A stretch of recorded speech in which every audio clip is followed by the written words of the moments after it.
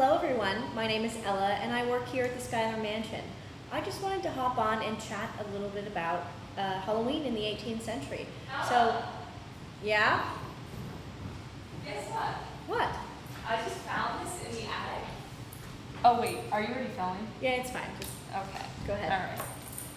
So I found this account written by Katie's granddaughter in the attic about this time that Peggy told a scary story to Cornelia and Caty. What? That's and perfect. It has the scary story in it, and it's really cool. No, you should just tell it right now. It totally works with the whole Halloween project. Alright, here we go. The candles were flickering in the parlor, illuminating the embroidery Caty was working on, and Cornelia was sat at the desk behind her, engrossed in her schoolwork. It was nearing Caty's bedtime, but she didn't want to go to sleep just yet. She set her embroidery down on the table in front of her and cleared her throat. Peggy, will you tell me a story before bed? Caty slid across the couch towards her sister, who was reading a French newspaper. Caty knew someday she would learn French too, when she went to school in New York City like her older sisters did years before she was born, and she secretly hoped Peggy would be the one to teach her. Peggy lowered her newspaper and smiled at her sister. Well, it is getting late. Should you not be going to bed? No, Caty whined. Can I have a story first, please? Peggy chuckled. Fine, fine. Let me tell you one Grandpapa once told me.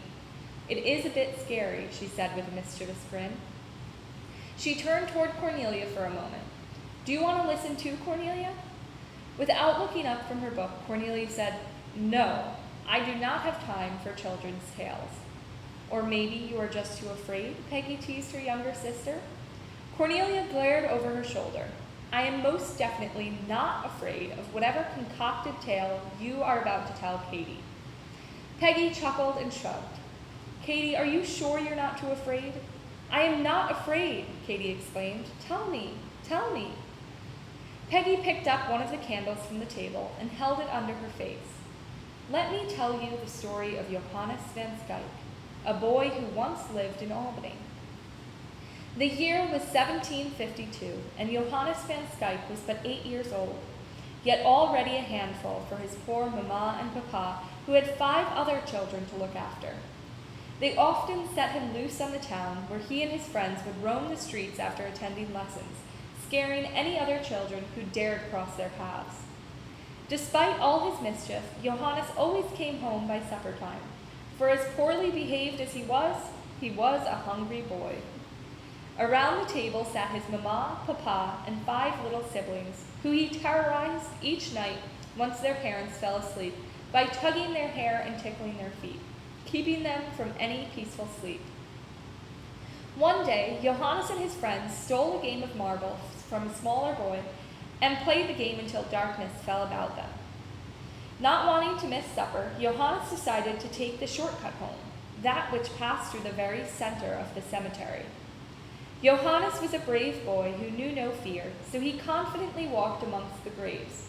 He nearly tripped over one in the darkness and looked back to see who dared give him such trouble, for he would bully any soul, even one who has since left this earthly plane.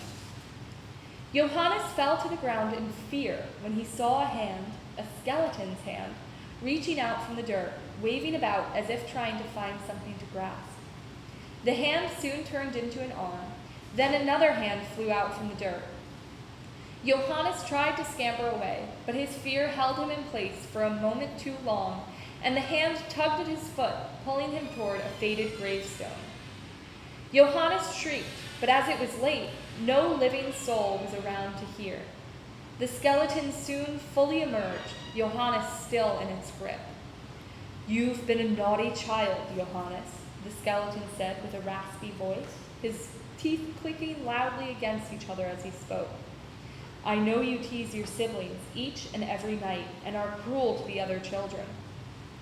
His bony hand gripped Johannes's foot even tighter as the child tried to get away. I could pull you into this very grave right now and take your place in this life. Not a soul, not even your own mamma and papa, would know that you are now enshrined in this grave.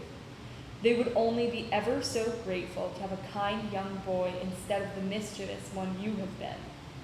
I died in the year of our Lord, 1653, and have been waiting for the perfect chance to emerge into this world again. You have given me just that, he said with a cackle. Johannes trembled in fear, his voice shaking as he pleaded for his life. Please, I will be good to my siblings and help them in every way. I will even treat every person I meet with kindness. There will not be a drop of cruelty left in my bones if you just give me another chance.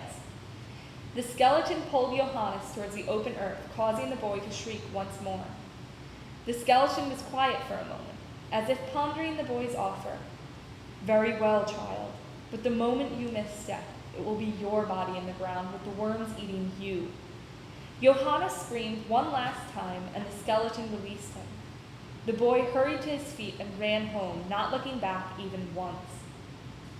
When he returned home, he apologized profusely to his mama for missing their evening meal and tucked his siblings into bed that night, even kissing their foreheads. He studied harder than ever at his lessons and forsook his old friends for the very children he once taunted, who he soon discovered were even more fun to play with as they were kind to everyone. Yet, Johannes swore on chilly nights like the one that he passed through the graveyard. He could hear the skeleton's chuckle and felt a phantom of its bones wrap around his foot, always reminding him he'd best be good. Caty's small body was quivering as Peggy finished the story. Even Cornelia looked shaken as she was holding her book close to her chest, her eyes wide.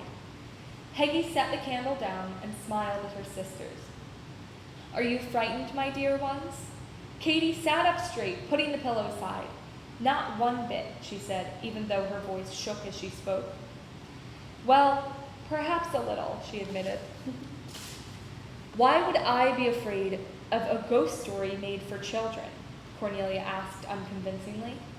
Silly tales like these are of no interest to me. Cornelia returned to the book she was reading, looking even more tense than before. Then let us get you two to bed, Peggy said. The three girls walked up the stairs to Cornelia and Caty's shared bedchamber.